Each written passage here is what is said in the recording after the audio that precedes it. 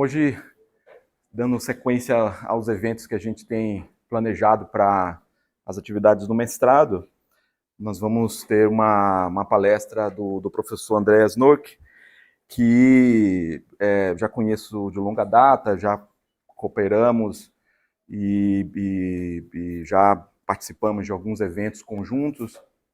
Ele é professor da Goethe University of Frankfurt, na verdade um pesquisador da área de economia política comparada, e vem de uma tradição de pesquisadores que se consolidou muito fortemente na Alemanha, que tem, assim, entre as figuras mais conhecidas, por exemplo, o Klaus Hoff, o Wolfgang Strick, Fritz Scharf, entre outros, e que tem oferecido contribuições relevantes na perspectiva comparada para o estudo sobre agenda de desenvolvimento e regimes de produção.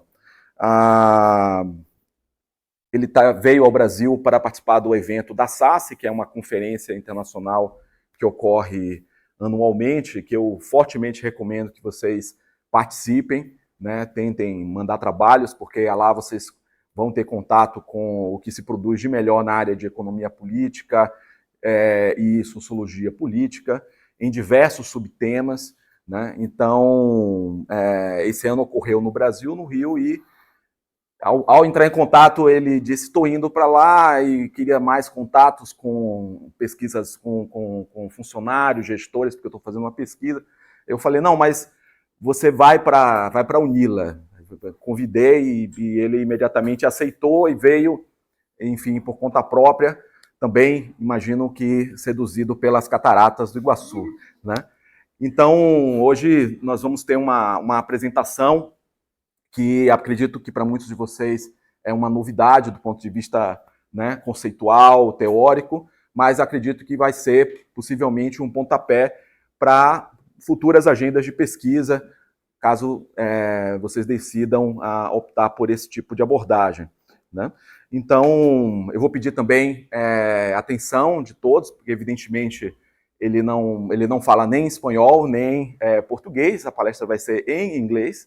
Então, esse é o momento em que vocês vão lembrar daqueles joguinhos eletrônicos, daqueles filmes que vocês assistem no Netflix, para se engajar e participar, né, como fizemos na conferência anterior sobre a Rússia com o Alexander. Então, eu convido vocês a acompanhar a palestra do Andreas Nork. Andreas, the floor is yours. Welcome. Thank you. Thank you very much, Carlos, for the introduction. I have to admit, it's now my fourth time in Brazil, and my Portuguese is barely existing, so I'm very sorry for that. Thanks a lot for attending this presentation. It's a great pleasure for me to talk here. I've learned a lot from colleagues in Brazil over the last decade, and today maybe I can give back a bit from my own learnings. Now, the topic that Carlos and I have chosen for this talk is on the discussion on growth models, which is and growth models on emerging economies, which is a very hot topic, so to speak. It's a moment in international discussions on comparative political economy, particularly with regard to development. And the work is not only my own, but it's together with a group that is or was based in Goethe University in Frankfurt.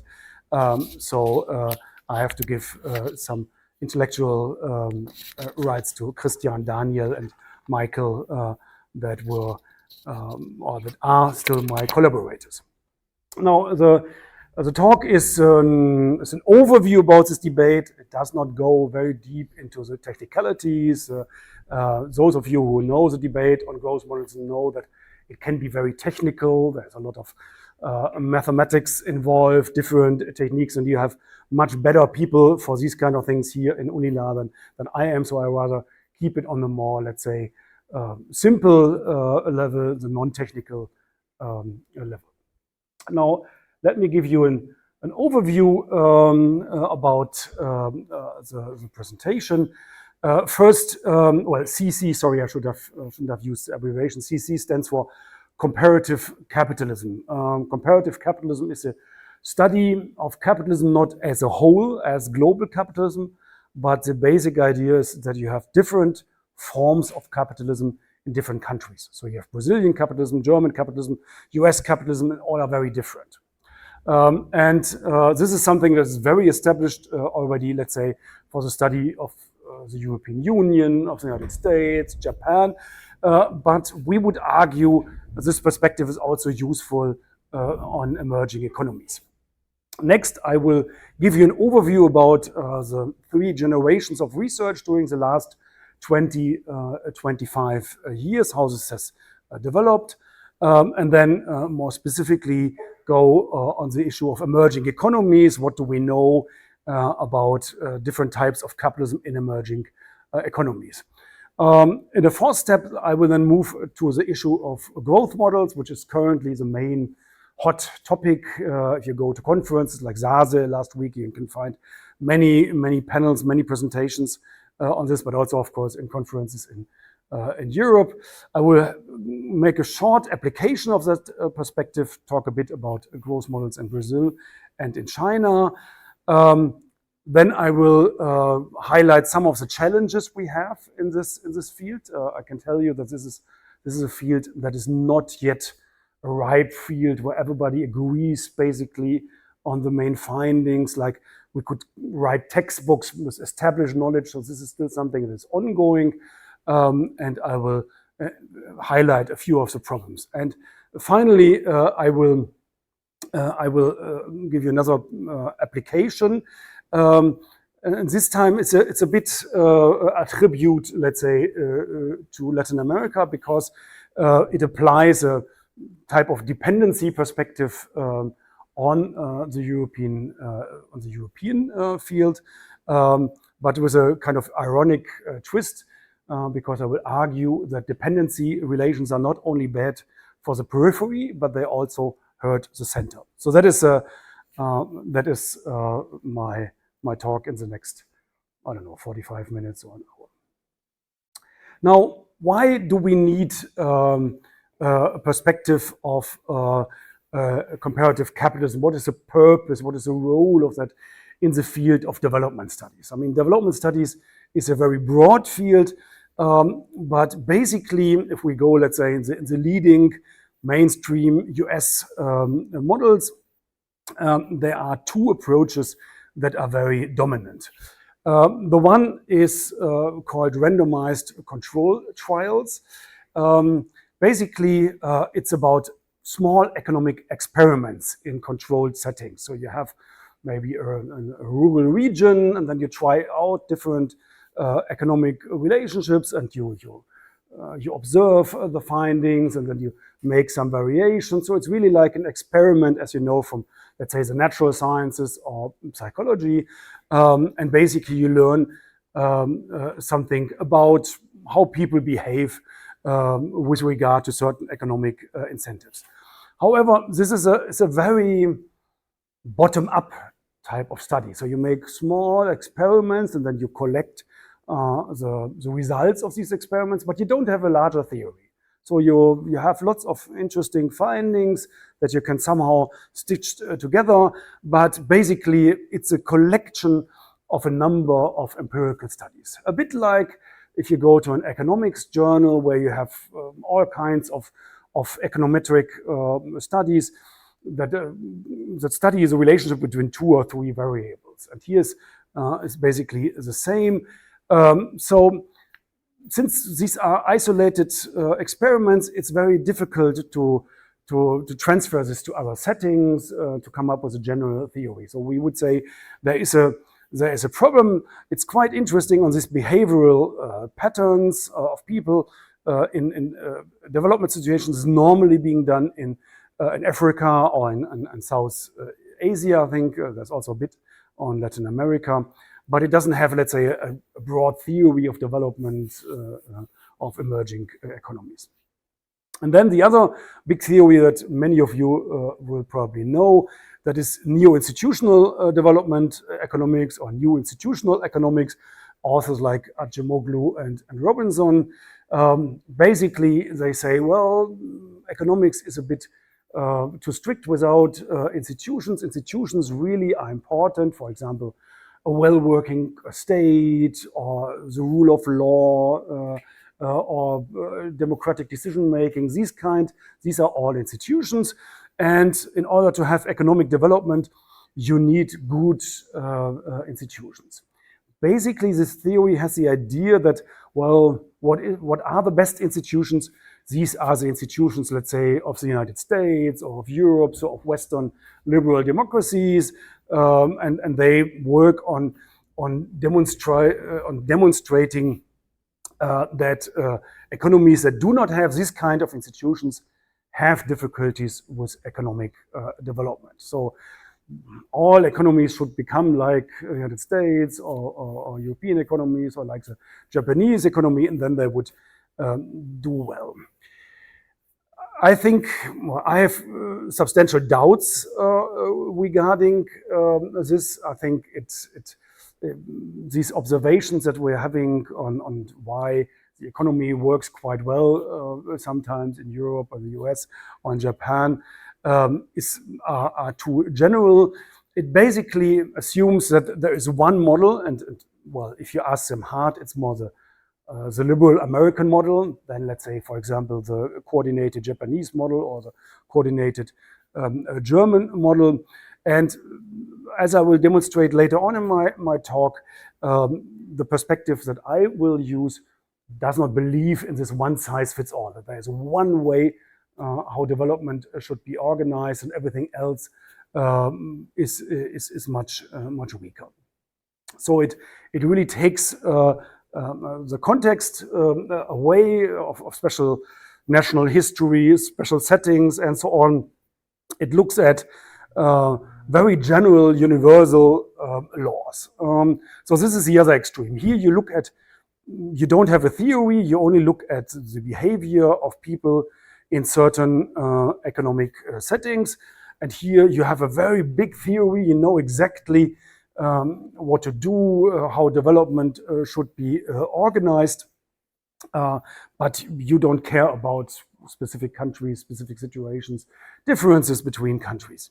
Now, we think comparative capitalism is, with its focus on different national institutions, is a good medium way between these extremes in thinking of development. So on the one side, it looks for generalizable rules, tries to come up with general rules, but still it is context sensitive. So it as we'll see later in the presentation, it assumes that different economies with different types, for example, of goods are being produced, different infrastructures, different locations, also need different institutions. So in contrast to new institutional economics, it does not argue there is one best way to organize an economy. There are different ways of organizing an economy that can all work out. And here we would say this is something that would be a useful contribution to the study of, let's say, development economics. However, so far, this is something that is mainly being done in political economy, heterodox economics, but it does not play a role yet in, let's say, the mainstream journals of economics. But this is something that still can change over time. Now, within this comparative capitalism research, there we have seen 3 generations of research. The first generation, and again, sorry for using lots of these abbreviations, the first generation is the so-called varieties of capitalism. Some of you may have heard this term before, developed by the British American economists, political scientist and economist Peter Hall and David Soskich.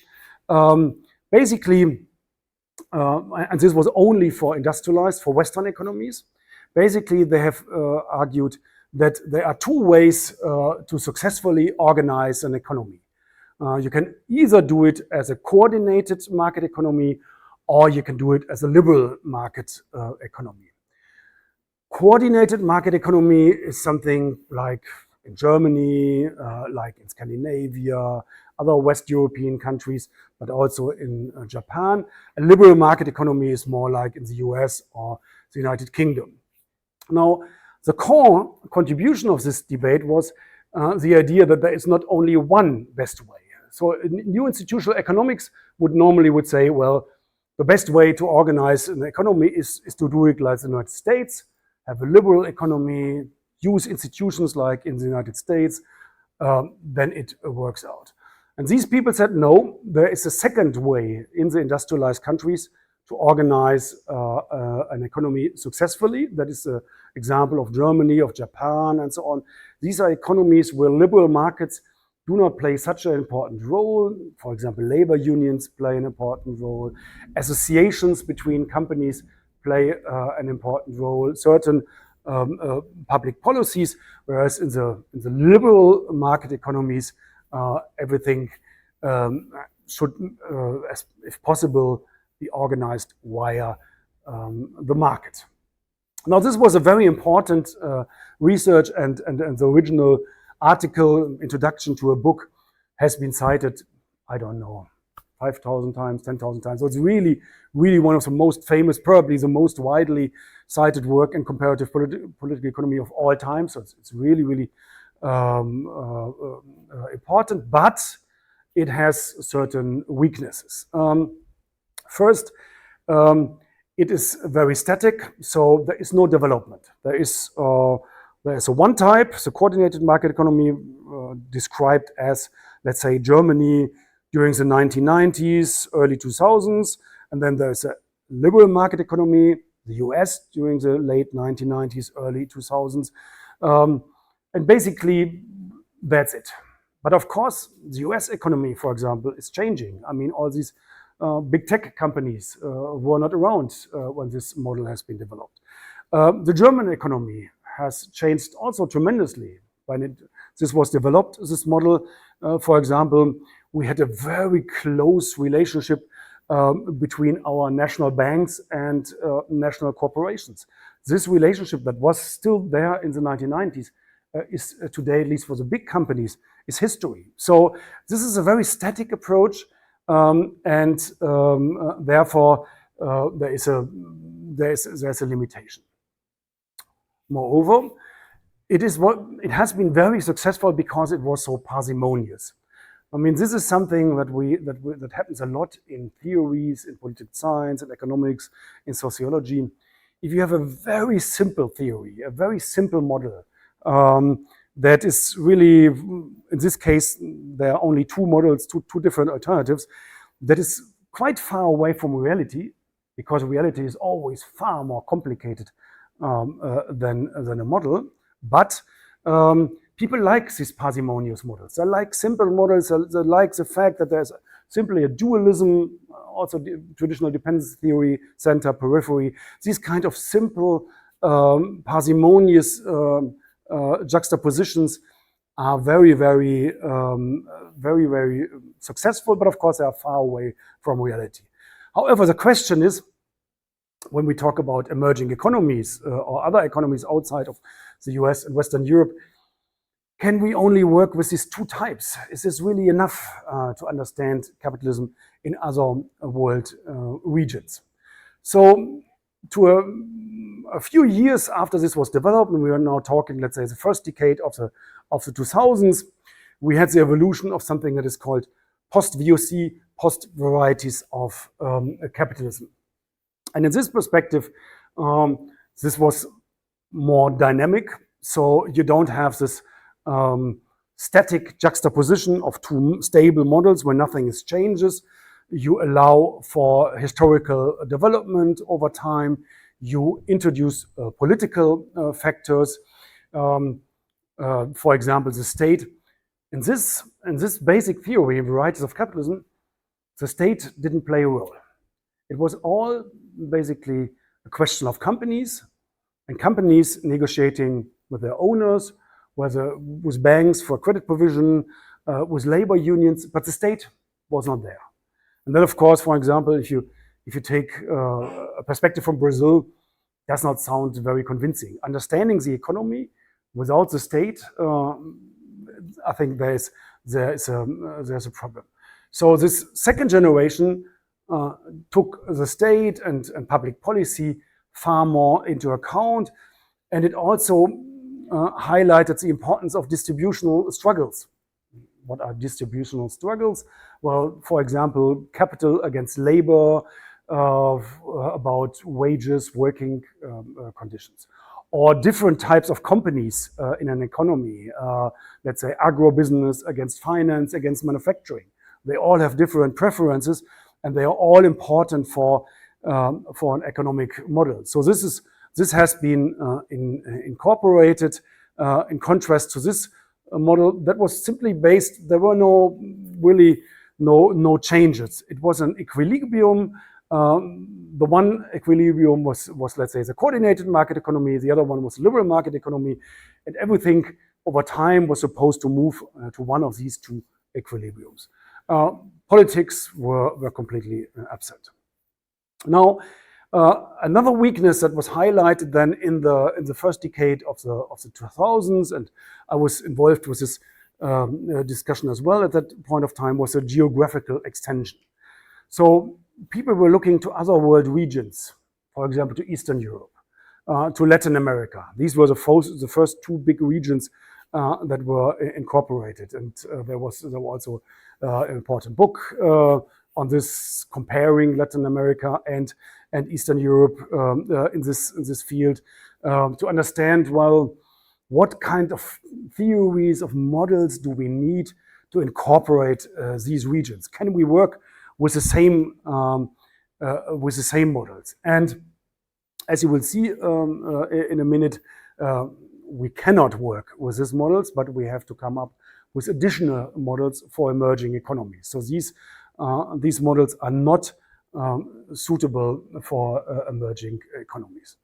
And then the discussion also incorporated a general development in capitalism that we call financialization. Financialization means the rising importance of financial markets since the 1980s. Before the 1980s, financial markets, finance was not important in our economies. Normally it was tightly controlled, very strong national restrictions. And since the 1980s, finance was liberalized, and now many of our economies are being driven by finance. I mean, in Brazil, you also have a very important financial sector. People have started to use loans on a very frequent basis, getting into debt. All that was not possible before. That has changed. And the argument or the question was, well, this general change in financialization that was not foreseen in the original research, how can we incorporate this? What role does it play with regard to different national models of capitalism? How are coordinated market economies affected? How are liberal market economies affected? To give you an example, Germany, as a typical coordinated market economy, had a strong role for banks, for traditional banks. Now, the process of financialization made financial markets far more important. So equity, stock exchanges, bond markets, and so on. Given this rising importance of these things, can we still speak in Germany of a coordinated market economy? Because the idea of a coordinated market economy was there's a strong coordination between companies and their banks, the so-called house banks. So each company in Germany had traditionally a special relationship with one bank, and this bank provided this company with credit on favorable terms because they knew this company, and when they know a company, they know whether they can get the money back if they give a credit. So this was a very important relationship. Now, if companies do not go to a bank to take up a credit anymore, this house bank relationship can be destroyed. The same on the side of banks. If banks are not interested in old-style credit anymore, but rather in investment banking, for example, in modern financing techniques, then again there is the question, what is happening with this model? So these were issues that were discussed, let's say, during the first decade of the 2000s. And then in the, let's say, 2010s, mid-2010s, about a third generation of comparative capitalism has evolved, something that I call critical comparative capitalism, although this notion has not established itself very widely. And basically, it made two major contributions. On the one side, it said, well, the study of national models that was here in the first generation, but also in the second generation, that is too narrow. We cannot understand an economy without its international economic integration. So if we only look inside an economy, and we don't look, for example, take the case of Brazil, we don't look at the development of commodity prices or of transnational financial flows. This gives us a very incomplete understanding of an economy. So the idea is, okay, we have to add to these national models a stronger role of international economic integration. And as origin, the first subject that has triggered this, that was the Eurozone and the Eurozone crisis. This is already history. Again, it's 10 years ago, but 10 years ago, we had a big crisis in the European Union, mainly in Southern Europe. Many households, many companies, but also the state in Southern Europe had taken up a lot of credit, and they had a boom period in credit. But then at some point of time, a few years after the global financial crisis, they did not have access to credit anymore. And they desperately needed fresh money. And then there was a huge international negotiations, rescue packages, a lot of struggle in the European Union. At times we were really worried that the European Union would break up about this. But here we learned how important this international economic integration was, because what we were not aware of before the global financial crisis and before the Eurozone crisis was that a lot of growth inside of the European Union was based on a very special model. On the one side, we had increased access to credit in Southern Europe after the introduction of the common currency. Before, these countries had national currencies, and these national currencies, you know this from Brazil, can be unstable. So there's speculation, they go up and down, there can be devaluation, and so on. After the introduction of the common currency, the euro, this stopped. So the common currency was much more stable than the national currencies. In this situation, many companies, banks, and so on were willing to extend far more credit to Southern Europe. Because before, if you would give a credit to, let's say, a Southern European government or to a bank in Southern Europe, you always had to take into account that the currency is devaluing. There's a currency devaluation, like you have it in Brazil also from time to time. So, well, then you're really reluctant because you don't know how much you could get back from your credit.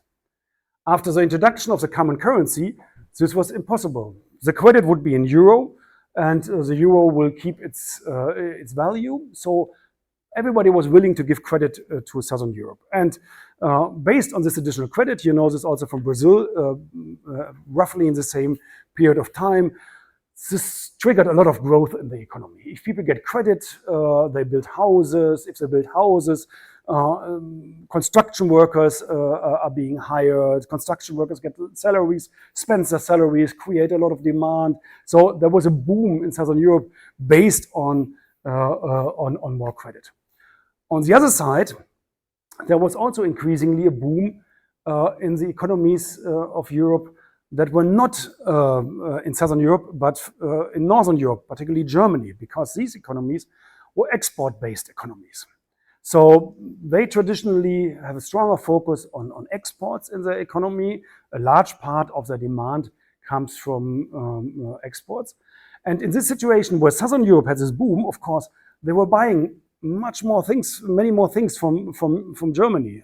So they bought lots of German cars, German machinery, and so on. So the German economy had a boom as well because they could export so much more than before. So it was a fantastic boom on both sides. On the one side, the Southern European countries took on more debt, had a boom, for example, in construction. On the other side, Germany and the other Northern European economies had also a great time because they were exporting more. That went perfectly well for roughly 10 years. Then came the global financial crisis, and then people looked, well, all this credit, will we ever get this money back? And they stopped providing credit. And in this period of time, people realized, these models, these economies are integrated in a very intensive way, and we cannot understand these economies on their own, and we always have to understand this integration. And this brings me to the second, and for today the most important point of my presentation, the incorporation of the demand side. So the old debate in comparative capitalism only looked at the supply side of the economy. It was all on competitiveness between companies. The question was, which company has the best products?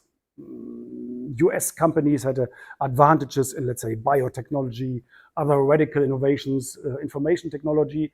Coordinated market economies like Germany had an advantage in machinery production, luxury cars, and so on. And the whole theory was grouped on how to explain why the Germans built so nice cars and why the US have all these successful biotechnology companies. But the whole debate was only on the supply side, on the companies. Now, as you probably know, as a student of economics, demand is as important for economic growth as the supply side. Someone has to buy these things. If there's nobody who can buy all these nice products, then of course it doesn't really help you to build nice automobiles, to export certain things. So more recently, during the, let's say, starting in the mid-2010s, comparative political economy discovered the demand side. Now, this, of course, was nothing new to heterodox economists. I mean, they have been studying the demand side of the economy for decades. And here, in this third generation, comparative political economy borrowed a lot from heterodox, from post-Keynesian economics. This comparative political economy has chosen a more simple approach, less modeling, somewhat more limited econometric techniques. But basically, they looked to heterodox economics, to post-Keynesian economics, and there, for many years, there was already a debate on growth models, and that will be the main topic now of the reminder of my presentation. What does that mean?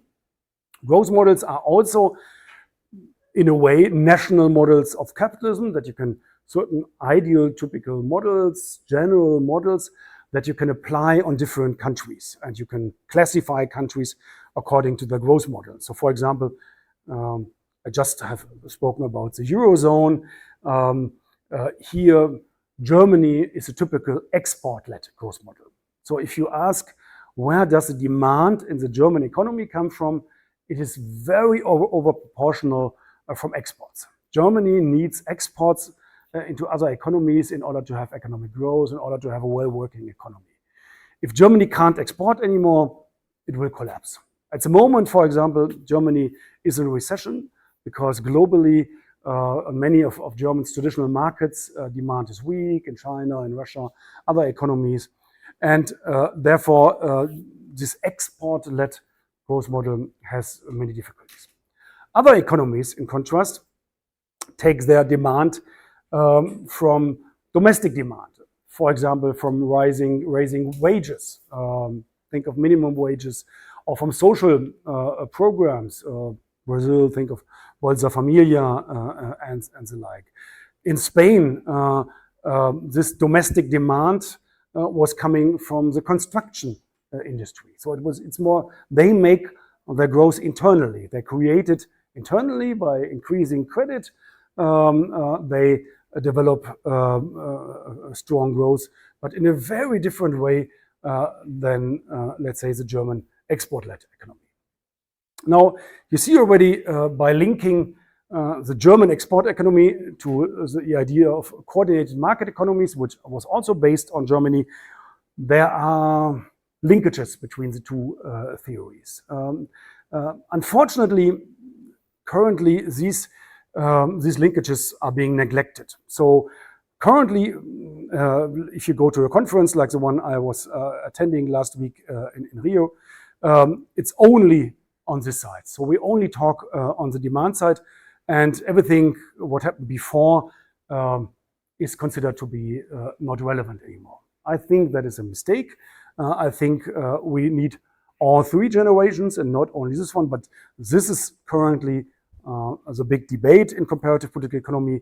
If you go to international conferences, that would be the most important topic, and there are plenty of panels on these topics, whereas there's very few discussion on the first two generations, which I think is not good, because, to give you an example, if you want to have an export-led economy, you have to be competitive with a certain export good. Now, this can be very, very different. For example, for Brazil, it's not so difficult. You have agricultural exports that are highly competitive, available in abundance. You have highly productive companies. So the important thing is more or less how strong is demand for these agricultural commodities, what are the prices globally. But arguably, you only need a limited degree of research and development in order to make these exports, because it's natural resources.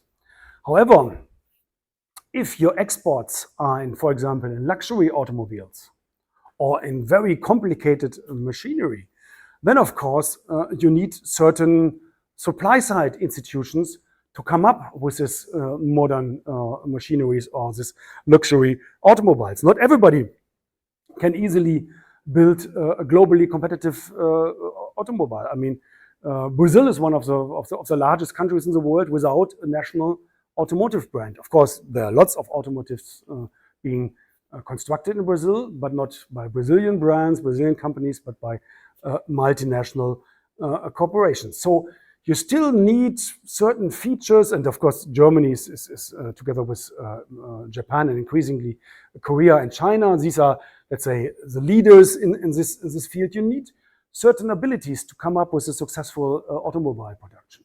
Or it is certainly not by coincidence that the big information technology companies are all coming from the US. That is not because people in the US are so bright and have these excellent ideas, but a part of this has to do with certain institutions of a liberal market economy, in particular the ability to mobilize a lot of money in a very short period of time. The US has the deepest capital markets in the world. If you have a new company, a good idea, you can form a startup, and then you can collect a lot of money for your company, and you can expand with your company very, very quickly. In other countries, this is not possible because you don't have these financial markets. Also, in a LME, you have very flexible, very liberal labor markets. So you can move into a certain product and hire a lot of people with certain qualifications. But if your product doesn't work out, you can also fire these people again. So there's a high degree of liberal labor markets, and that also helps you with innovating very radical new ideas.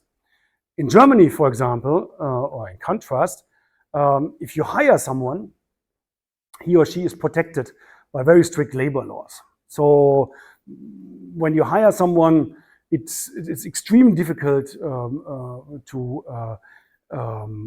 fire him or her again, which I think is very good. But it makes it difficult for a company that is experimenting with a new product. It's not clear whether it works out. And then if you then hire people and you can't fire them anymore when it doesn't work out, you have a problem. This is why Germany is much better with innovations that are being developed over many, many years. We call this incremental innovations. So you have a product like, I don't know, a BMW, and then you make the next generation of a BMW that is a tiny bit better. And then there comes the next generation. And this is done very well if you have workers that have a very long job perspective, that work for a company 10 years, 20 years, 30 years. So they know how to work with these cars. They maybe have some ideas themselves to make proposals, suggestions, how even to improve this production process. And they do so because they know they will still work with BMW in 10 years or in 20 years. So if they help the company, it will also help themselves. Very different if you go to the US. There, your contract you can be fired very easily, so it doesn't make sense to develop this long-term perspective. For this reason, I would say it is short-sighted not to look at the supply side, at these kind of competitive issues, and only look at the demand side. Particularly for countries that do exports, you need certain supply side institutions. Well, let me move on. Shall there be interruptions for questions, or how do you do it normally? Okay, thank you. Now, what do we know about the models of capitalism in emerging markets? This, as you can see here, is a selection of the literature of the last 20 years or so. Pretty soon after the original work in the varieties of capitalism, people have started to ask themselves, well, you know, varieties of capitalism only talks about the US and Western Europe and a bit of Japan. What about the rest of the world? The largest economies are not included. And they have looked at the models in other countries. The first region was Eastern Europe. Eastern Europe, countries like Poland, Hungary, Czech Republic, Slovakia, Slovenia. Small countries, normally not that exciting, they're small and so on. But the model of capitalism in Eastern Europe is very, very special. And it has some, as we will see later on, also some relationship with the Brazilian model. Today, this model is called dependent market economy. So it's a third type. You have this coordinated market economy, Germany, liberal market economy, US, and Eastern Europe is a third type called dependent market economy. What does dependent mean? It means that these economies are highly dependent on other economies. And what is the basis of this dependency? It is multinational corporations. So the Eastern European economies are completely dominated by multinational corporations. I mean, you in Brazil have also important multinational corporations, lots of factories in the Sao Paulo region, for example, but that is nothing compared to Eastern Europe. If you go to Eastern Europe, and I was really shocked when I traveled first to Hungary in the mid-2000s, that also gave me the idea to do one article in this field. I was really shocked that I saw no companies with Hungarian names, only German companies, Austrian companies, Italian, French. The whole Hungarian economy, or in part also the Polish, the Czech economy, has been overtaken by Western companies, by Western multinationals. The local companies all were destroyed. This is very unusual, and in the history of capitalism globally has never taken place. It has never been a case that economies were so strongly dominated by foreigners, by foreign direct investment, by multinational companies. Why was that possible? It was a special situation after the end of the Eastern Bloc, after the end of communism. When communism broke down after 1989, people in Eastern Europe wanted to move to capitalism as quickly as possible, because they knew, oh well, look at Western Europe, look to Germany and all the other economies, they have much higher standards of living. And they thought, well, much higher standards of living, they have reached these standards of living because they are capitalists. So, and they are modern, and this is the economic model, so we should also get the same model of capitalism. So they opened their economies up without any restrictions. They sold all the national companies to foreign companies, something that, for example, a country like Brazil wouldn't do. I mean, think of the debates that you had with Embraer, with your company constructing airplanes. Very sensitive issue to give this kind of national champion away to foreigners. But here in Eastern Europe, the whole domestic economy was overtaken by foreign multinationals. They were considered to be modern. This is the way the economy should be organized. Also because after 1989, liberalism was extremely dominant. I mean, the liberal economies, capitalism, in the early 1990s, that was considered the end of history. This is the best economic system. The more liberal capitalism, the better. So this region has accepted liberal capitalism completely. The result is a bit strange economy. It has changed a bit over the last years because of the populist governments in the region. But basically, these are still economies that are strongly dependent on Western multinationals. So they don't have major national champions, national Hungarian companies. They're slowly developing a few, but very slowly. But all the most important companies are in foreign hands. So the headquarters are always in Germany, in Austria, Italy, France, and so on. And in Eastern Europe, you have construction plants where cars are being assembled. So not the research and development, not the marketing, not the headquarters, but only the more simpler task. This may sound familiar to you because you have this to a certain degree in Brazil as well. But here it is far more dominant. And of course, this has led to huge amounts of investments, because these foreign companies were so welcome, and they found highly qualified labor, cheap labor. So they moved into Eastern Europe like never before, which has led to extreme high growth rates. So, for example, Poland is now the country in the European Union with the highest growth rates if the growth rates are measured over, let's say, 20, 30 years. So in a certain way, it has worked out. But these countries are also somehow stuck in something that we call a middle income trap. So they have all these modern factories, but they don't have, let's say, the headquarters. They don't have the marketing and design. And if you analyze a modern company, you see where most money is being made, where the highest wages are being paid, where the profits go to. It all goes to the headquarter. So the production facilities also, they pay decent wages to their workers, but they will never get on the same wage level as in Western Europe if they continue in this way. Now they are starting to move away from this, but still these economies are quite dependent. Now the next region that was interesting was Asia, because as you know, next to the US and Europe, Asia is a center at the moment of the global economy. I mean, Asia is even growing, or has been growing more strongly than other world regions over the last decades. So people were asking, what kind of capitalism is this in Asia? Is this a coordinated market economy? Is this a liberal market economy, or what is it? And the most important country that took most attention was China. There are many studies of Chinese capitalism.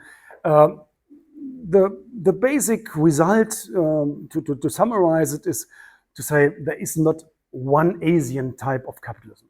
In Asia, you have also very different forms of capitalism.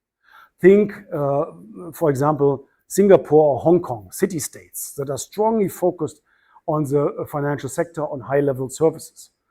And then think of China and India, huge emerging economies that also do exports, but have huge domestic markets, which are central to the economic growth, with an important role of the state. So there is not one China model, in contrast to one Eastern European model, but there is one model that I find very interesting, called state-permeated capitalism. I will inform you on the next slide. Now, Latin America also was, of course, an important field of study.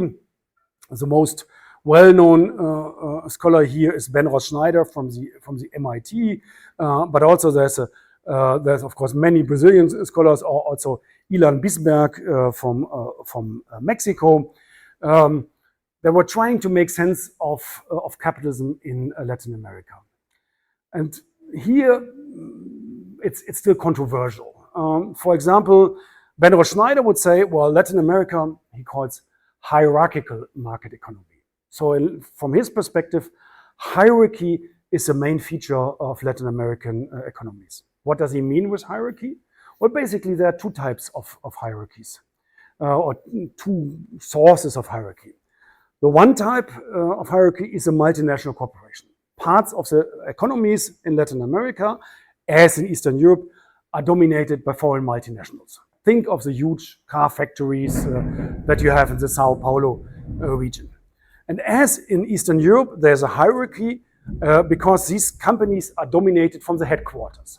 So whether they invest or not, or what they do is mainly not decided in the Latin American country, but at the headquarters level. So there's this hierarchy. The other hierarchy in Latin America are the so-called business groups or grupos económicos. So you have huge companies that normally are not concentrated on one sector, but normally as a conglomerate, combine business in different sectors. You have many of these in Brazil as well. These are also companies that have a very clear center, a strong hierarchical direction. Normally they are owned by families or controlled by families. And again, there's a very hierarchical structure that Ben Ross-Schneider is highlighting. Another thing that he's highlighting for Latin America are so-called negative institutional complementarities. Now, this is a term I should have introduced before. What do we mean with institutional complementarities? Institutional complementarities mean that if you have a well-working model of capitalism, the institutions of your economy work well together. So to give you one example that I have used already, the German focus on long-term innovation, long-term development of BMWs. What is helpful here is, on the one side, the German system of corporate finance, which is based on long-term bank credits that are being given on fixed rates over 10 years, 15 years. So company has a lot of stability on the financing side. It's also being supported by a high degree of stability with labor relations, with industrial relations. People have long-term contracts, so they identify with the companies, they accumulate specific knowledge in this. The education system is also geared towards this. So we have this system of vocational training. You have it to a certain degree in Brazil as well. So very important training, not let's say on the university level, but a practical training combined with a secondary school system, also based on long-term employment relations. If you do undergo this training, you do so because you expect to work in this sector for your life.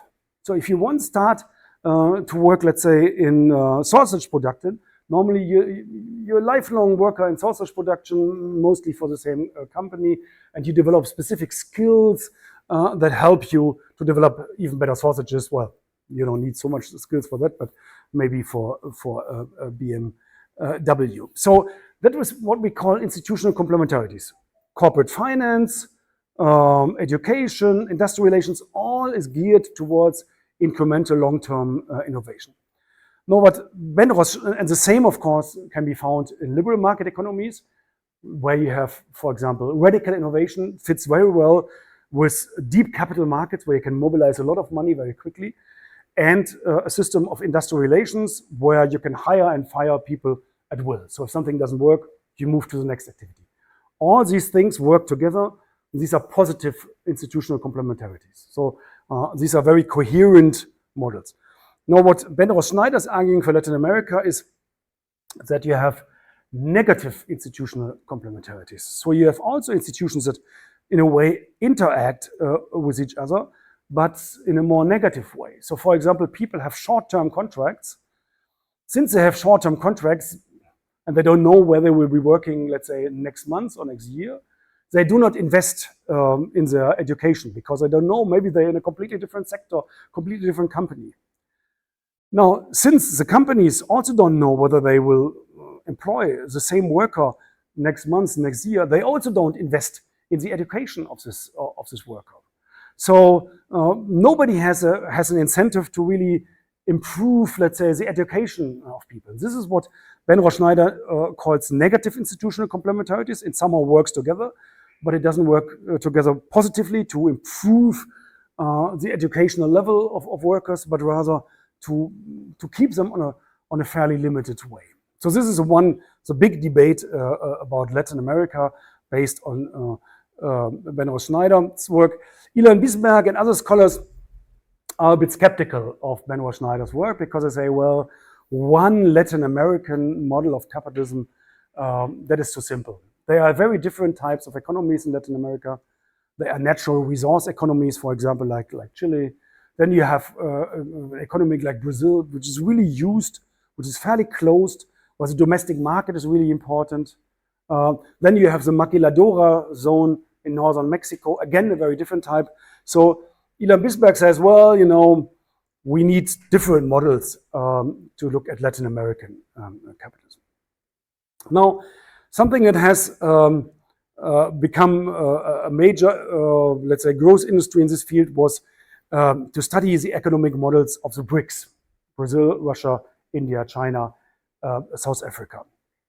Basically, this was not motivated by understanding a certain region, because there's a Latin American economy, Central Asian or Asian economy, South Asian economy, East Asian economy, African economy. So it's a different focus from the previous ones. Basically, the background was the question of political organization. So BRICS were organizing themselves. First, it was an investment category, but then later it became a political organization. And people were interested, what about these BRICS? Are they different in their economy than other economies? Is there something like a BRICS model of capitalism? So there were some studies comparing the BRICS economies. We also participated in this debate. From my perspective, from our perspective, there is not one BRICS model of capitalism. They are very different. There are lots of commonalities between India and China, we would argue, and maybe there are also some parallels between Brazil and South Africa, but they are very different from India and China. And Russia is a special case. Russia is more or less a natural resource economy even before the war, without, let's say, the degree of economic dynamism that we find, for example, in China. And then there was also work on other regions, for example, on the Arab region, Northern Africa, the Middle and Near East, that was not covered by previous research. And here, people also developed a model of capitalism for this region, which was called patrimonial capitalism or neo-patrimonial capitalism. What does this mean? In this type of capitalism, everything depends on your political connections. So if you're a businessman or a businesswoman, if you have good connections into the state, into politics, you get some kind of protection, you get a license or something, and you can make a lot of money. You don't have to compete so much with other companies, because normally these political connections only establish one or two companies, and then you get very rich based on rent seeking, because you don't have competition. But it doesn't really help to get the economy really going, because if you focus on your political connections, you don't invest much on, let's say, improving your products, having better production processes and so on. You can become quite lazy, because you only have to make sure that you have a good connection with the government or with the king, and he will make sure that your company will be protected against your competitors, and you will safely earn your money. So this is another region, what we call patrimonial capitalism. There are some parallels to the case of Russia, because in Russia, Similar to the Arab region, political connections are everything. So you really need good political connections, and then you will be supported. If you don't have these connections, you are in trouble, and competition is limited to certain sectors. Now, to sum up this, something that was not what I wanted. Here we are. To sum up,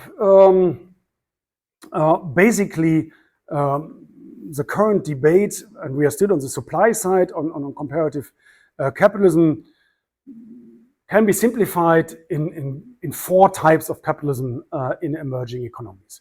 You have dependent market economies, you have hierarchical market economies, you have what we call state-permeated market economies, with a strong role of the state. I will explain this. And you have patrimonial market economies. So we have covered already hierarchical market economies, dependent market economies, Eastern Europe, patrimonial market economies, I just explained. State-permeated, I think I did not explain yet. This is a model of capitalism that is mainly to be found in China and in India. The state plays an important role, but not, let's say, in a strong top-down command control way. So it's not, if you compare this, if you know, for example, the story of the East Asian developmental states, like South Korea, Taiwan, and so on. These economies were strongly organized from the top. So there was a Ministry of Finance, a Ministry of Economy, Ministry of Planning that has really structured this economic model. That was possible in a certain period of time where these economies were fairly closed. They were not very open to international finance, for example. This was possible in small economies. I mean, South Korea is not really small, but it's much smaller, of course, than China and India. Now, in a very large economy like China or India, it is not possible to organize an economy top-down. The economy is simply too big. It's impossible. I mean, the Chinese party always come up with plans and long programs and so on, 5 years, 10 years, and so on. But these plans only give you some kind of a broad indication, say, okay, this sector is protected, this sector will be liberalized, and here we will have subsidized finance and so on. But there's a limited degree of state direction. However, the state is still important, but more, let's say, on a decentral level. If you, for example, go to China, but also to India, you also find lots of important interactions between state authorities and companies on the local and regional level. So in China, for example, very often a big Chinese company has its headquarters in a certain region. It has very good connections with a local party, with a local authority, for example, and then they get subsidized credit by the local authority. They get cheap land. If there are trouble with workers, the local authority exercises pressure on workers. So the state plays a role, but it's not necessarily, let's say, Beijing that directs it all, but there are lots of local coalitions between local authorities, regions, and companies. And there are also coalitions between a ministry in a certain sector and a company in a certain sector. So you have a ministry, let's say, for telecommunications. It works very closely together with telecommunications company. Then you have a Ministry of Agriculture. It works very closely with agricultural companies. But it's not, let's say, one overall authority. These different coalitions compete with each other. They, you can't say fight against each other, but they have different priorities. And this helps with, let's say, guiding the economy in these large countries. It also leads to a high degree of competition, of checks and balances. It's very different from, for example, Russia, where power is really concentrated in the Kremlin, and there's one overall center for decision making. And everybody only looks, well, what does Putin want? What does Putin want? In China, there are many different authorities. that cooperate with the economy, support companies, and there's a high degree of competition, of checks and balances. Nobody can really control the whole economy, which is good. In countries, many Arab countries and Russia, this is more negative. Now, we would consider two types of emerging market economies as, well, we call it functional for economic growth, for economic development, or you can also say they are positive institutional complementarities. These are the dependent market economies in Eastern Europe, and these are the state-permeated economies in China, in India. These are the economies that have had extremely high economic growth over the last decades. So arguably, you can say they were successful, although, for example, China and India are extremely unequal economies. So, for example, whereas Brazil was able, at least in the first decade of the 2000s, not later, but at least in the first decade of the 2000s, Brazil was able to decrease inequality. Inequality has grown in China and India. But since economic growth was so strong, people didn't care. For example, in China, in 20 years, 25 years, about 400 million people have been moved out of absolute poverty. Absolute poverty is measured by $1 per day. In the history of mankind, never before so many people have moved out of absolute poverty in such a short period of time. So we would consider these economies to be, let's say, functional, positive cases, although they have problems. China and India, very unequal, high environmental burden, of course, as well. And here, Eastern Europe, well, high economic growth, but no successful national companies. High degree of dependence on, let's say, on German companies. So, well, they're doing well, but imagine German companies do not do well or move to other world regions. Then these economies have a big problem. And if you look, for example, what is happening in Hungary at the moment, there was a very interesting presentation at SASE. Hungary is so worried about its dependence on German car production that it's now strongly collaborating with China, South Korea for electric cars, for electrical batteries, and it will become the European Center of Electric Battery production, because they're worried that the German economy, with its traditional focus on combustion engines, will have very difficult times, and then Hungary will also have difficult times unless it develops new industries, and currently it's unbelievable plans for battery production.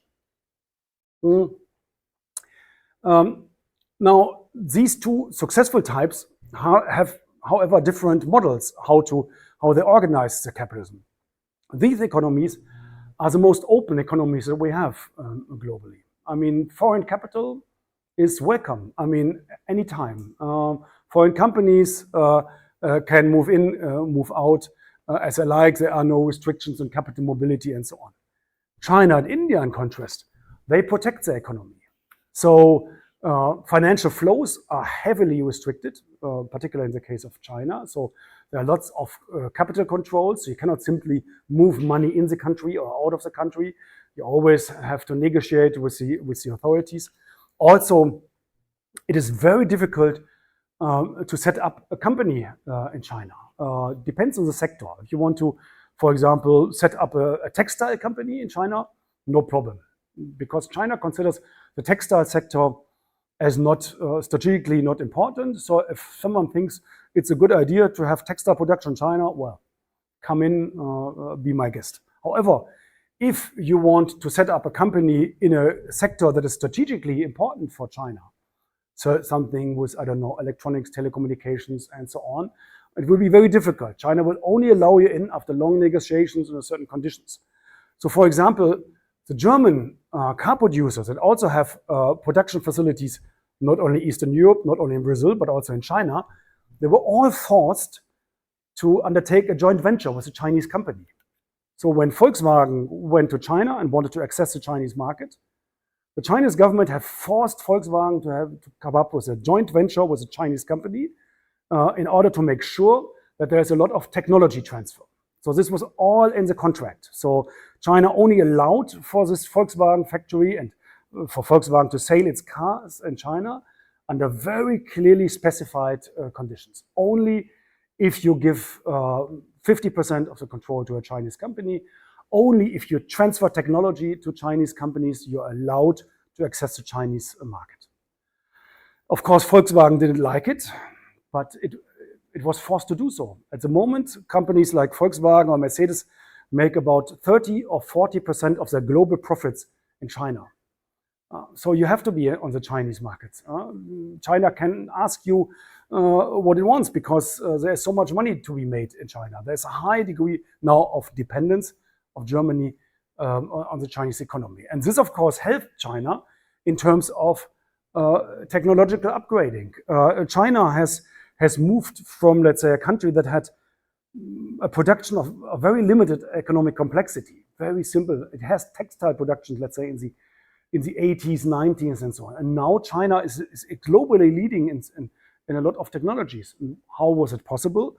Because China has forced other countries, multinational companies, to do a technology transfer. And then, of course, China was also excellent in infringing of intellectual property, copying, let's say, technologies of other countries. It's a big discussion in Germany because German companies are so worried that if they cooperate with China, Chinese will steal the, let's say, the technologies. But from the Chinese perspective, this was beautiful, very successful. Other emerging economies didn't do the same thing. For example, Brazil had more limited requirements on this kind of technology transfer.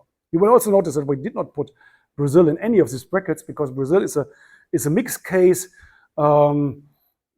somewhere here. So it has something, it has a role of multinationals that is prominent.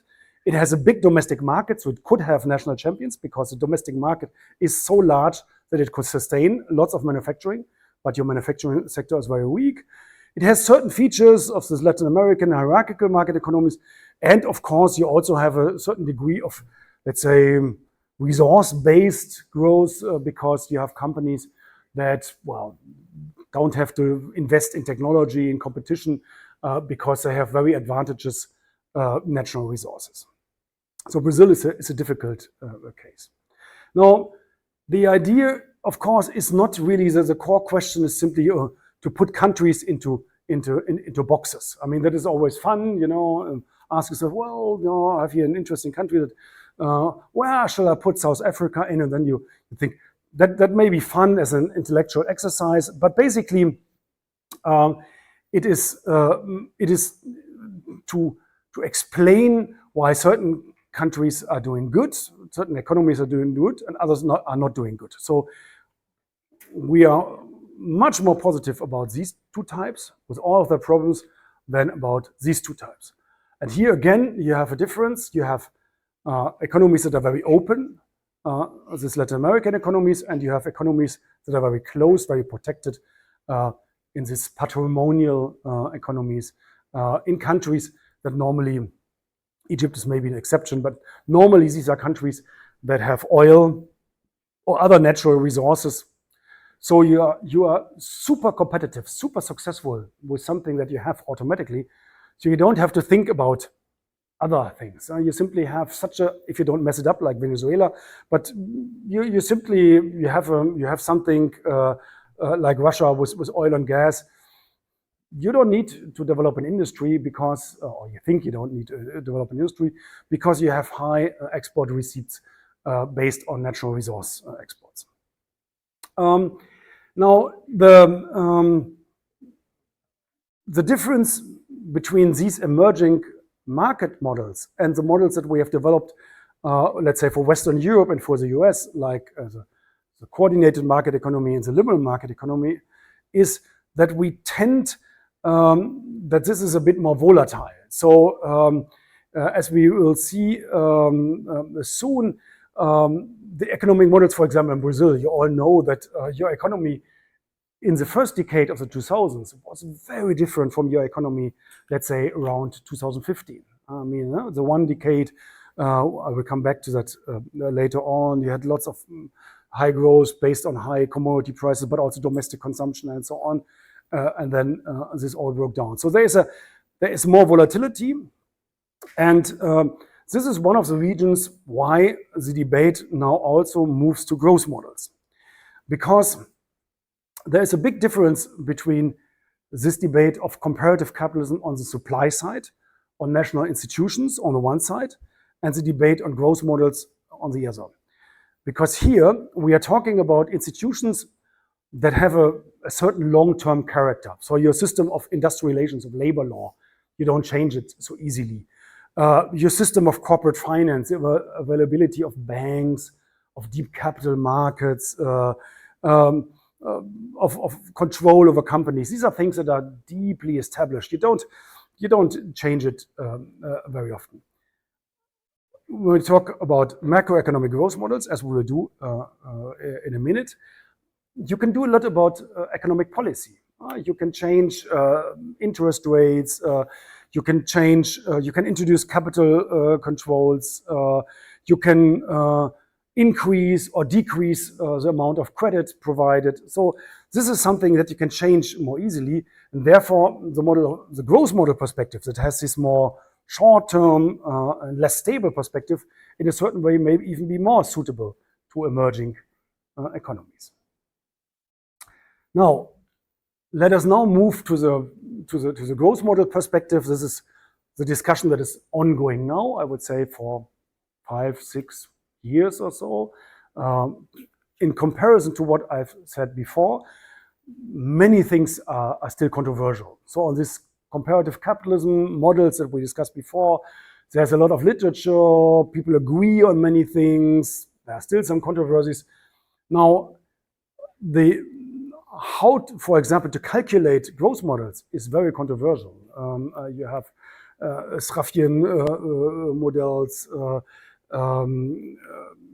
you have Kaleckian models, and so on. So people on a daily basis still fight on what is the best technique, how to measure a growth model. So this is something that is far more controversial at the moment, and for this reason I will also be a bit more superficial, because I do not want to introduce you to certain things that, well, may be outdated tomorrow or may be deeply controversial because other lecturers have other models. But there are some things this perspective can agree on. So first thing everybody agrees on in the growth model perspective, it's about macroeconomics, not about microeconomics. Now, before, this whole debate about comparative capitalism, varieties of capitalism, was always implicitly microeconomic. It was always firm-centered. It was always centered on the question, how can a firm be competitive? How can a firm be successful? It's always about, the success of individual companies, a micro perspective. Here, we are now moving to the discussion about a national economy as a whole, a macroeconomy. So this is one big difference. The second big difference everybody agrees on, the demand side of the economy is at least as important as the supply side. So it's not only about supply side, fantastic products, successful companies, well-organized companies, but it is about the question where demand comes from. You can potentially build fantastic cars, but if you have nobody who buys your cars, then, well, what can you do? So you always, I think probably you've heard this before, or most likely, the demand side is as important as the supply side. Without demand, you can have a fantastic company, you can have fantastic products, but if there's nobody there who can buy these products, it doesn't help you. So we also have to look at the demand side. The next point everybody agrees on is the importance of interdependence between growth models. These models that I discussed before, these comparative capitalism models, coordinated market economy, liberal market economy, hierarchical market economy, in a way, they were perceived as national containers, like, one container, and you can isolate each container and study it very nicely. The growth model debate says, that doesn't make sense. You cannot study an economy, a national economy, in an isolated way. Doesn't make sense. You always have to understand its interdependencies with other economies. And of course, this is, let's say, from a Latin American perspective, from the perspective of dependency theory, of course, the first thing that you learn about your economy, how important linkages between your economy and other economies are. Europe has learned this much later than Latin America. Europe, as I explained before, has mainly learned this during the Eurozone crisis. That was a point where European economists have learned, and in this field, comparative political economists, we have to study these interdependencies way more intensively. Before, everybody said, the German economy, fantastic, excellent cars, and so on. And then Germany was in trouble because it could not export anymore to Southern Europe. And then it could build the most fantastic cars and then export some to China. But it was losing large parts of its markets. So it has realized, we have a problem. If our markets do not do well, the German economy doesn't do well. Our banks have lent huge amounts of money to Southern Europe. We will get this money ever back, this financial flow. So here, Europe has learned these issues much later than Latin America. It also has a global dimension because basically the basic idea of growth model research simplified is that you have domestic demand-led, often debt-led growth models on the one side, and you have export-led models on the other side. So the one take a lot of their demand from exports, from what other countries are buying from them, Germany with its cars, and the other one take more or less its demand from domestic consumption, and very often they do so by taking up debt for private households to buy things, to buy cars, but also debt by governments. Governments can also take up debt. The point is, since we do not export to the moon or to the Mars, everything that countries can export has to be consumed somewhere. So both types of economies cannot do without the other. The export-led models need the consumption-based, the debt-based ones, because otherwise they wouldn't have enough demand for the exports. And the consumption ones, at least partially, can operate because financial surpluses of the export-led models are being provided to the debt-led models. In a global perspective, you can put it very simple. You have on the one side, very simplified, the US, which is the big economy, the big debt-led economy. The US is the economy that is really important for consumption, and all the export economies, Germany, China in part, South Korea, and also commodity exporters, depend on the US because the US consumes so much, they absorb so many exports. So there is a clear dependency.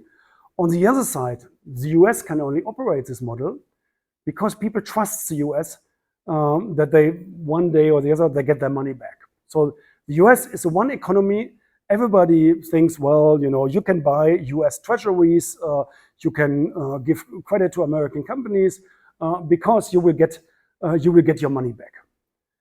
Imagine an emerging economy or developing country trying to do the same and take up lots of debt and to consume a lot. You won't get very far because at some point of time people will say, "Ooh, will I get this money back if I provide credit to a certain country in the global south? Will I be able to pay back?" In the US, nobody has this problem, or so far, and the main reason is the US dollar. Everybody globally needs the US dollar. The US dollar is really the lead currency, not only for let's say for storage of value. So if you want to have let's say huge amount of currency reserves, you do it normally with US dollar, but also for trade, globally trade. I mean, if for example Brazil trades with China, it does so normally in US dollar. So both sides need US dollar, or one side gets paid in US dollar, the other one needs US dollar. This is why everybody needs US dollar. And as long as the US dollar has this function, the US has this ability to be the economy, the big global consumer. They can have a much higher standard of living, as otherwise is the case. But on the other side, they help all the export economies with their consumption. Germany would have a big problem without the US and its big consumption. China would have a problem. South Korea would have a problem. Commodity exporters like Brazil, of course, would also have a problem. So these are the big interdependencies in a global perspective. From the perspective of growth models, you have exporters on the one side, you have consumers, debt-led consumers on the other side, and both are interdependent and cannot live with the other side. The exporters can't do. I mean, imagine nobody takes up credit. Then there would be much less demand for the exporters. And what can Germany do with all its cars that it's producing if nobody else is buying these cars? So you need other economies and the other way around. A third point that is more prominent, let's say, in political economy, political science, and let's say in heterodox economics. I mean, many of these issues are being shared between comparative political economy and heterodox economics, post-Keynesian economics in particular. And this is a bit more, let's say, on the political science perspective. It's unfortunately very also, well, not very, but to a certain degree controversial, is that each growth model needs support by political actors by a social bloc. So basically, the idea is to have a certain macroeconomic policy, be it on exports, be it on debt. You need a big political coalition that supports this model. I can give you the German example. And this social bloc, this big coalition, makes politics are very polarized, but in the 2000s, there was a large consensus around this. So this is the notion of a social bloc. So you don't, unfortunately, there are different notions, but this is, let's say, the majority version. The social blocs make sure that there is no political debate about the growth model. So people don't debate in elections, oh, we should go for an export model. Oh, no, we should go for a debt-based model. That is not really an issue. I mean, looking at Brazil, that may be an exception, but Brazil, I would argue, does not have a stable growth model and a social bloc supporting this model. I would rather argue Brazil has a very heterogeneous growth model, and it also doesn't have it has also very, very, let's say, fragmented political actors. But you know these things much better than I do. Now, if you look closely at the first two generations of comparative capitalism research, particularly the second generation, many of these things were already in the literature. So, for example, the literature on state-permeated economies had a very prominent role for political coalitions, power relations between domestic and foreign actors. For example, I mentioned this forced joint ventures for multinational corporations. That was already here in the literature, and clearly the importance of interdependence was there.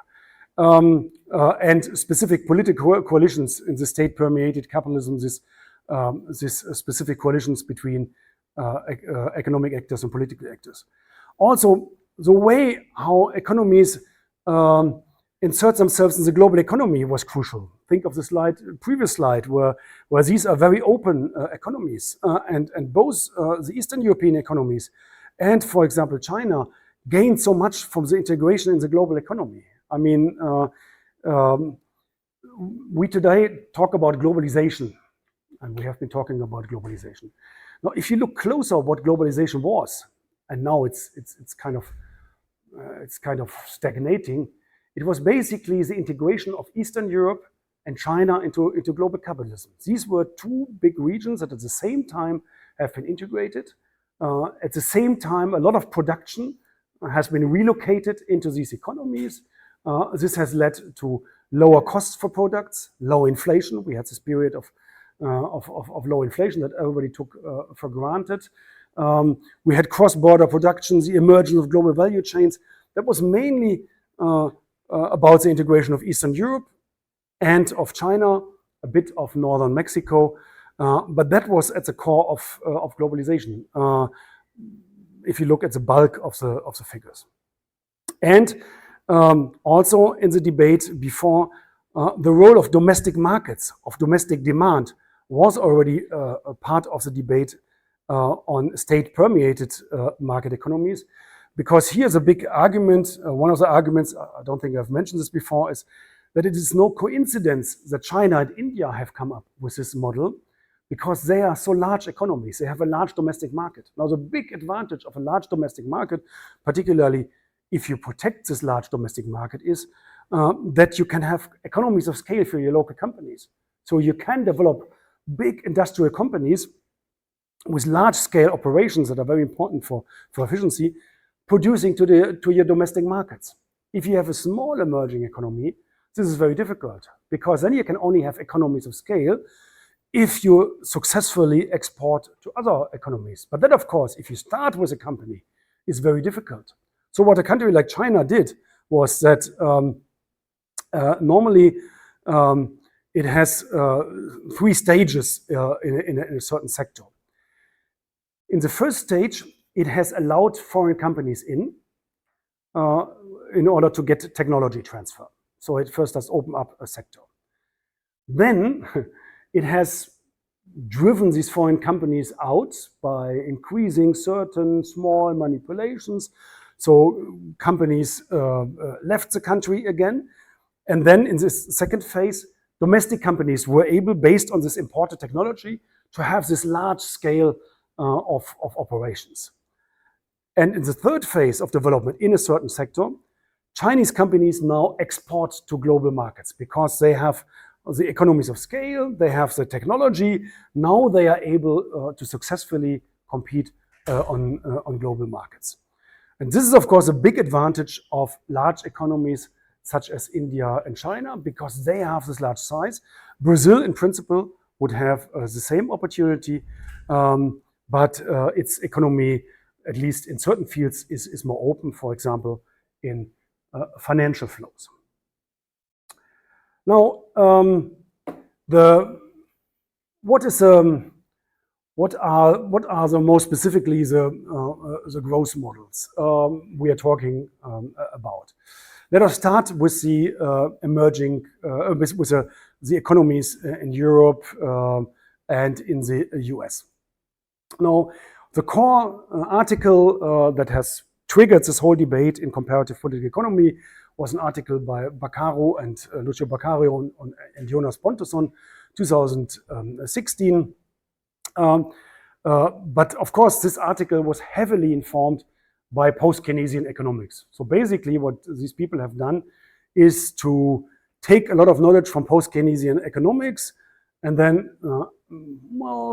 apply this a bit to comparative political economy, make it a bit more simple, and this has been extremely successful. This again is an article that has been, I don't know, cited 500 times or so.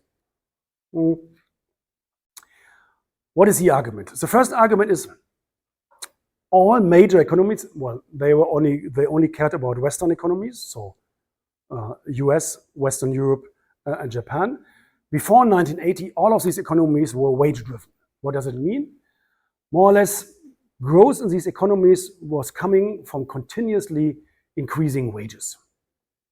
So, and if you look at the economic statistics, you really had this increasing wages. Increasing wages have led to lots of investment into increase of capacities and higher productivity.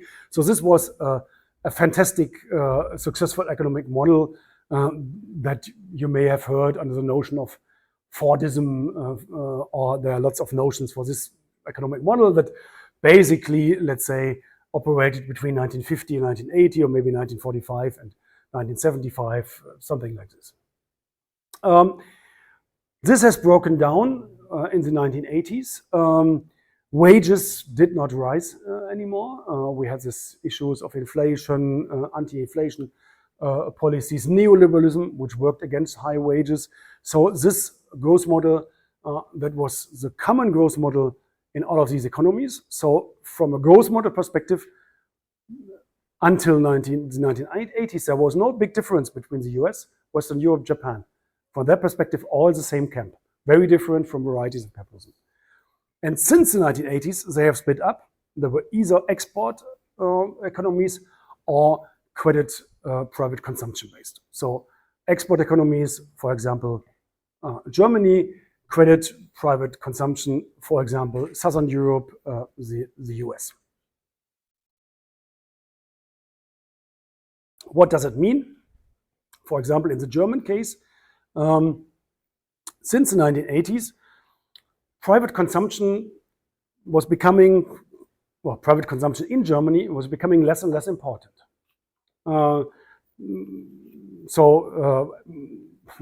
In a way, you can also say, well, standards of living in Germany have not risen as they could have risen, because Germans consumed less than they potentially would have been possible, whereas more and more contribution for demand was coming from exports. So the Germans have kept wages down in order to be competitive on exports. Germany not only is successful with exports because of high technology, fantastic machinery, but there are also many sectors where Germany is a successful exporter based on prices. So for example, Germany is a very successful meat exporter. I mean, meat, German meat, I mean, cannot compete, of course, with Brazilian or Argentinian meat, but Germany has highly efficient factories for meat production. They pay ultra low wages for these factories. So Germany was able to export, to get a lot of growth from exports, even in this field. Not a good deal for the German population because wages were lower than possible. Sweden is the one economy that is a positive case here for Baccaro and Pontusson, because Sweden has from their perspective, a balanced model. So they had both reasonable exports and both private consumption. How do they manage this? Well, the basic advantage of Sweden was that Sweden's export has focused on very sophisticated services, financial services, IT, and so on, where you can pay very high wages. So you can have good exports because you have this high quality, but you can also have high domestic consumption because you pay this high wages. Germany didn't have this advantage because Germany also had exports, but based on keeping wages low, because we have lots of exports that are very cost sensitive. So Sweden is, let's say, the positive model. Now, so far, this is a discussion on growth models in the global north. Now we're moving towards emerging economies. And here the argument is there are different demand components that are important that are not covered in the debate on the European Union or the US. If you go to emerging economies, government consumption and investment are far more important demand components, irrespective on how you calculate these demand components. This is still very, very controversial in comparison to many of the established economies. So these are important contributors. Government consumption, investment can either be public or private. So basically, if you look at the growth models in emerging economies, you have basically four important growth components. You can have credit-led private consumption. So, for example, as in Brazil in the late 2000s, where it was possible for people to take up credit much more easily. Before that was not possible, and then they bought all kinds of things. Government-led, so the government has huge expenditures for social programs, but also for, let's say, for public wages. investment-led, big investments, usually private, but sometimes of public, and it can come from export. So the types or the components of growth models in emerging economies are more diverse than, let's say, in the European Union or in the US. And that makes the study of growth models for emerging economies far more complicated than in the advanced economies. We are here. Just let me know how long may I take? Open for some discussion, right? Take temperature. Yeah, maybe I make here a short break and then I continue later. See whether there are any questions so far, disagreements.